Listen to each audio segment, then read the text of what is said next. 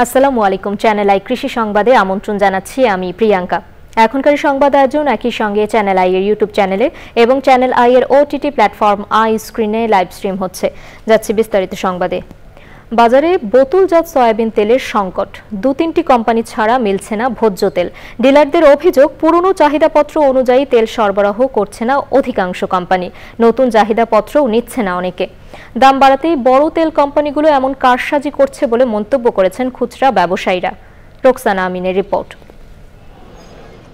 নিজের এলাকায় ভোজ্য তেল না পেয়ে অবশেষে রাজধানীর কারওয়ান বাজারে এসেছিলেন এই শিক্ষক। বললেন নিজের আক্ষেপের কথা। বাসার যে গলিতে মুদির দোকান, ওনারাও বলেছে যে তেল মানে নাই। আমি 2 লিটার তেল চেয়েছিলাম।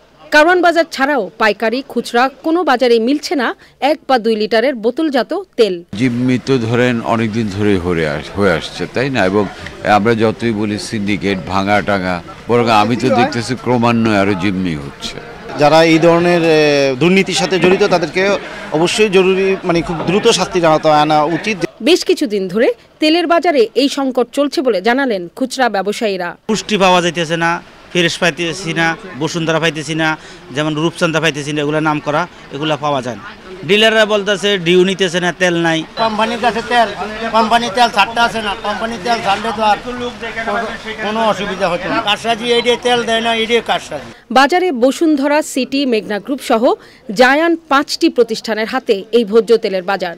ডিলাররা বলছেন পুরনো চাহিদাপত্রের তেলই পাননি তারা। ফ্যাক্টরি থেকে বলে যে মালের সাপ্লাই কম, এই জন্য মাল প্রোডাকশন করতে সময় লাগে, এই জন্য দিতে পারতেছে না। আমাদের কোম্পানি সাপ্লাই দিছিল, এতদিন চলছে, এখন ইদানিং আছে আর কি ডিওটা করা হচ্ছে না, যার কারণে আমরা পাচ্ছি না দিতে। এখন নতুন কোনো ডিও করা হচ্ছে। তেলের বাজারের এই তেলস্মাতি বন্ধে সাধারণ মানুষের কথা বিবেচনায় এনে সরকারকে দ্রুত পদক্ষেপ নেওয়ার দাবি জানিয়েছেন ভোক্তাসহ খুচরা ব্যবসায়ীরা। রোকসানা আমিন, চ্যানেল আই, ঢাকা। টাঙ্গাইলের বাসাইলের অনেক এলাকায় জলাবদ্ধতার কারণে এবার সরিষার আবাদ হচ্ছে না। বড় আবাদেও অনিশ্চয়তা দেখা দিয়েছে।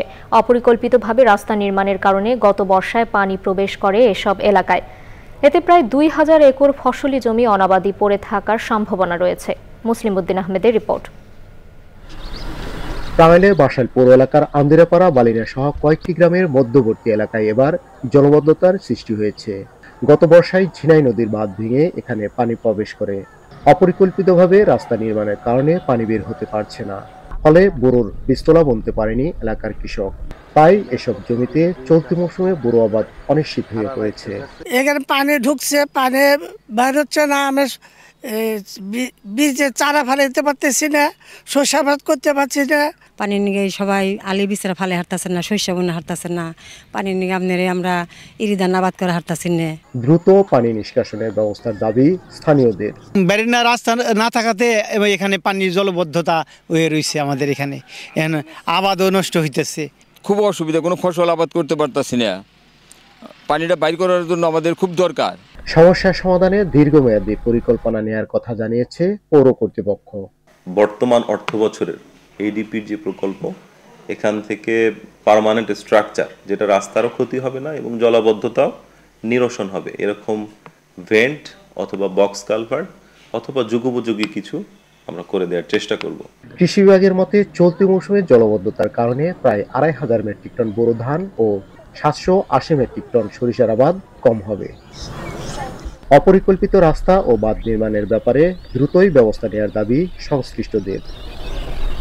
টাঙ্গাইলের বাসাইল থেকে মুসলিম উদ্দিন আহমেদ, চ্যানেল আই।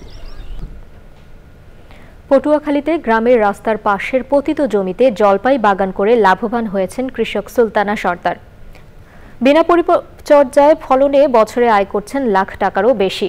প্রাকৃতিক দুর্যোগ সহনীয় ওই গাছগুলি বড় হয়ে এখন পথচারীদের ছায়ার পাশাপাশি পুষ্টির যোগান দেয়ায় উপকৃত স্থানীয়রা।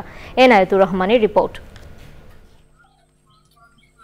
জেলার দশমিনা উপজেলার দক্ষিণ আদমপুর গ্রামের কৃষক সুলতান সর্দার সবজি উৎপাদনের সাফল্যের জন্য জাতীয় পুরস্কার পান। কয়েক বছর ধরে শাকসবজি উৎপাদনের পাশাপাশি বিভিন্ন ফলের বাগান করে বহুমুখী কৃষি খামার গড়ে তোলেন। কৃষির প্রতি অদম্য আগ্রহে বাড়ির কাছে রাস্তার পাশে সারি সারি জলপাই চারা রোপণ করে নতুন বাগান গড়ে তোলেন। 3 বছরের মধ্যে ফল আসতে শুরু করায় বিনা খরচে লাভবান হচ্ছেন তিনি। তা জলপাই ছাড়া একটা আমরা ছাড়া কিনে আনলাম। আমরা একটা বাড়ির ভিতরে রাখছি জলপাই খাল পারে। তা আমার একটা হয়েছিল বড় বন্যা পড়ে গেছে, সেই জলপাই গাছটায় জলপাই হওয়ার পর বেচা শুরু করলাম। এই আসলে লাভবান, এই আমার মাথায় ঢুকলে জলপাই। এই আমি অনেক জলপাই গাছ লাগানো শুরু করলাম এই রাস্তায়। রাস্তায় আরও একটা চিন্তা স্যার, এই রাস্তাগুলো সরকারি একর করা, সরকার থেকে কোনো নিয়ে যাইতে পারে। তাহলে ফলে গাছ লাই কেউ সরকার নেবে না, এদেশে আরও ভালো হবে। মে জুন মাসে ফুল আসার পর পুরো নভেম্বর মাস জুড়ে স্ত্রী ও পরিবারের সদস্যদের নিয়ে গাছ থেকে জলপাই বাজারজাত করেছেন। বাগানে জলপাইয়ের পাশাপাশি আম, আমড়া সহ বিভিন্ন প্রজাতির প্রচুর ফল উৎপাদন হওয়ায় বাজার মূল্য সংযোজনে আচারের কারখানা গড়ে তুলতে প্রশিক্ষণ নিয়েছেন স্ত্রী সালেহা বেগম। আমি ঢাকাতে এসে 5 দিন টাইম দিয়ে আসছি। নিজস্ব আমরা জলপাই আছে, আমার যেটা তৈরি করতে যে জিনিসটা আমার মেশিনের দরকার সেটা তো আমাকে দিতে হবে, কেন সেটা আপনি পারবেন অর্ধেক মূল্য দিয়ে দেন, 10 লাখ টাকা অর্ধেক আমরা দিতে পারবো। বহুমুখী ফল ফসল উৎপাদনে প্রযুক্তি ও প্রশিক্ষণ সহায়তা দিচ্ছে স্থানীয় কৃষি বিভাগ। রাস্তার যে পাশের জায়গাগুলো থাকে এগুলো সাধারণত পতিত থাকে, কেউ চাষাবাদের আওতা নিয়ে আসে না। উনি এটা কাজ করেছে এবং ওনাকে সাধুবাদ জানাই। আমরা উপজেলা কৃষি সম্প্রসারণ অধিদপ্তরের পক্ষ থেকে ওনাকে আমরা সব ধরনের সহযোগিতা করে যাচ্ছি এবং ওনার এ বিষয়ে আরও যদি কোনো সহযোগিতা দরকার হয় আমরা করব। দক্ষিণাঞ্চলের ফসল বৈচিত্র্যকরণ ও শস্য বহুমুখীকরণে জলপাই বাগান হতে পারে একটি লাভজনক খামার, এমনই উজ্জ্বল দৃষ্টান্ত স্থাপন করেছেন বরেণ্য কৃষক সুলতান সর্দার। পটুয়াখালীর 10 মিনা থেকে এনায়েতুর রহমান, চ্যানেল আই।